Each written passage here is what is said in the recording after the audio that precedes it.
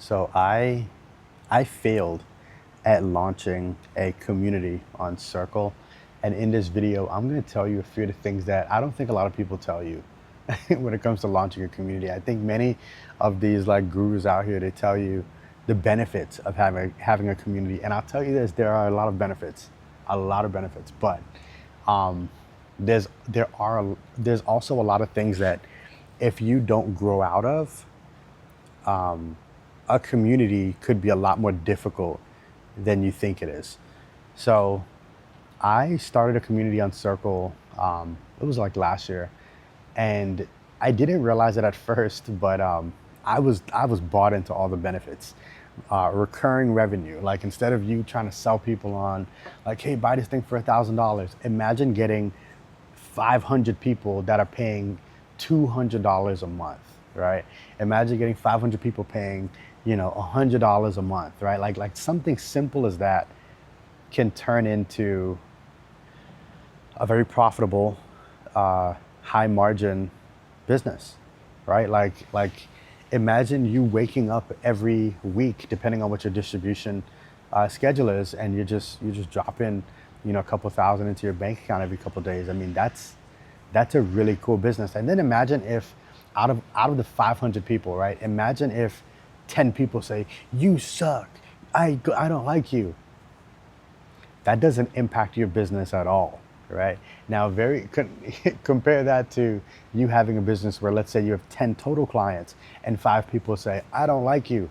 Your business was just impacted by, say, 50%, right? So it's tough running a business where, like, things are so connected to clients. But imagine like emancipating yourself by saying, hey, like if I have this community and I have hundreds of people that are paying monthly and I'm dropping resources in there, like that could be a really good business. There's just a lot that people don't tell you. So here's the first thing that you're not told. The first thing that you're not told is that a community is like having a baby. And a baby is very different than having a dog, right? A dog, even if you're training a dog, or if you're training a puppy, you can you could essentially put a puppy in a cage with some newspaper, with some water and some food, and you could say, "I'll be back in 4 hours." you know, um, you are not doing that with a baby unless you want to go to prison. So a community is the same way. A community, if you have people that are paying you to be in a community, you technically have to always be on. When they have a question, you better answer it. You better answer it pretty damn quickly too.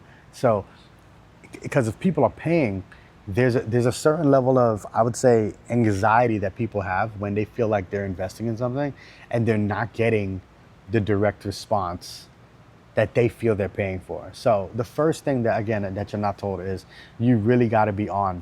You better be in there engaging with these folks, I would say daily. Even when you have a low subscriber count, you got to be in there daily. You got to be active. You also have to always be updating all of the resources that are in there, because otherwise the membership becomes stale.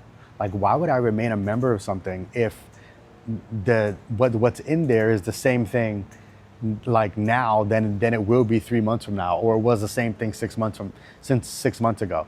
You need it to always be fresh. And so those are things like making sure you're always on and in there is a key thing that people don't tell you. Now here's the second thing that you're not told.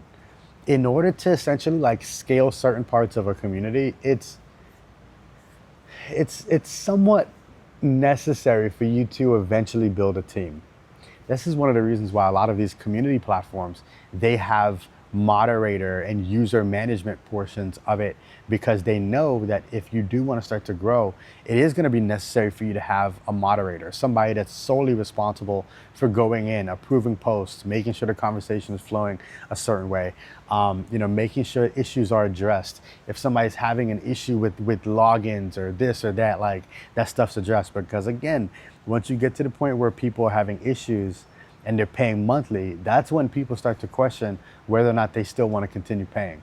You don't want to fall into that issue. You don't want to fall into that trap, right? Where, you know, people are unsubscribing and you're losing revenue because there was something that was simple to solve that made someone feel away. So this, however, leads to one part of like what you need to get over, right?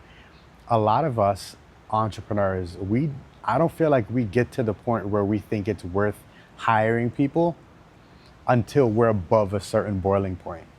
And the reality is that you may not be above that boiling point before you need those resources.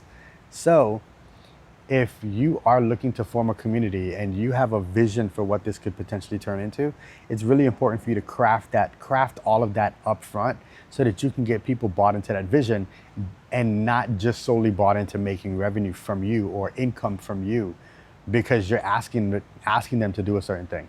You know, it's one thing to have people feel as though they have like an equitable interest in something that's going to be great versus them doing a transaction with you. Like, I'm moderating because I'm getting paid $1,000 a month. I'm moderating because I'm getting paid this amount. Like,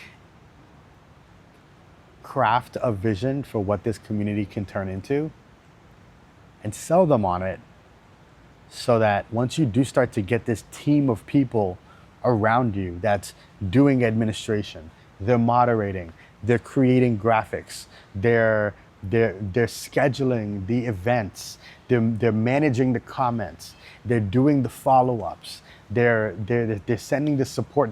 Like once you get people to kind of buy into that, the business becomes easier. And I'm telling you all of this because if you're looking to do this solo, it could be tough.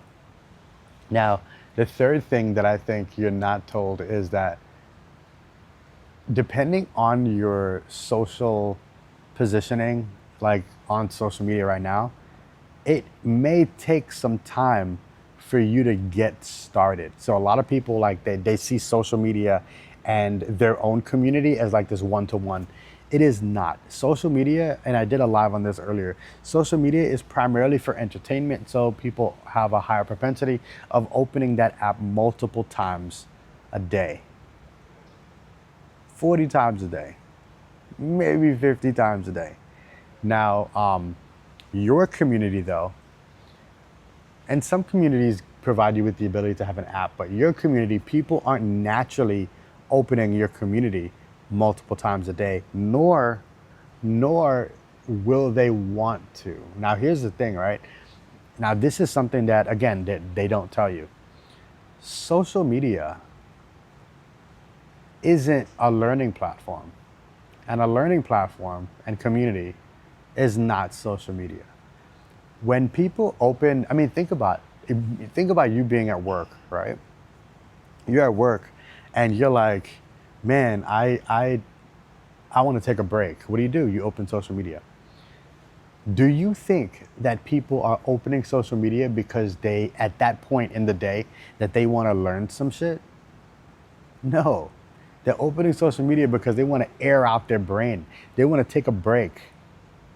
So it's important for you to realize the intent behind some of this stuff so that when you do start to position where your community falls into people's day or falls into people's like patterns, like you understand it. You know, your engagement within your community is going to be far lower than entertainment content on social media, far lower. So you have to be cognizant of that and understanding so that you're not thinking like, man, like I only got 10 members in my community. Maybe I should decrease my prices. Maybe I should make it free. Do people even want this? Like I'm telling you, all these questions start to come about. And you know what? That leads to my fourth point with that people of what you're not really told. When you first start a community, I think it's important to not make it free, but make it where you're providing people with the opportunity to get access complimentary. So let's take this, right? Community A says, hey, if you join my community, you're gonna get all of these benefits, blah, blah, blah, blah, blah, all these benefits, and it's free, right? That's community A. So I'll tell you this, off rip, people are gonna perceive that a certain way. So community A is free. Community B, the membership is gonna be $75 a month, okay? $75 a month. However, if you apply, if you fill out this application, like let's say you're an entrepreneur, you're looking to do blah, blah, blah, like fill in the blank, what you saw, right? If you fill out this application, you'll get a scholarship for 6 months to gain access to the community. Now, with this scholarship, there's a couple of requirements. For one, you gotta be engaged, and two, you have to provide a feedback video 30 days into your membership. Now, which one of these do you think is gonna be more successful? The one that's free, or the one where there's a price, but there's gonna be a bunch of people that are applying to get that 6-month scholarship. So they're essentially getting it at no cost, but there's still a perception of what it's valued, and they're gaining access to it. And you're getting the ability to get a feedback video from it. It's all trade-offs. You know. So now, for one, I guess on YouTube, I have to like ask for this. If you're enjoying this content so far, give me a like, give me a sub. All right. I guess I have to like ask now. Like people don't just naturally just like. They will like if you tell them to like. It helps out if you're finding this valuable. If you need help with some of this stuff, there should be a link somewhere in the description to check out some of my resources in starting a digital business. But I didn't going all the way back to the beginning. I didn't do well with the community stuff. I'm engaging my community via email and meeting people where they're at, but having a circle community that people are logging into, I didn't do well with it. I think it's not for everybody. It's for certain people, but if you want to hear more about my story, like just tap in, schedule some time with me, and I'll tell you some other blind spots that I think isn't really spoken of on some of these platforms. If you did want to check out Circle, if you did want to do a trial, I'll drop that link in the description as well. But I would say it could be valuable to have a brief discussion first, so that you can get the most out of the trial period. All right. So if you have any questions, hit me up. Peace.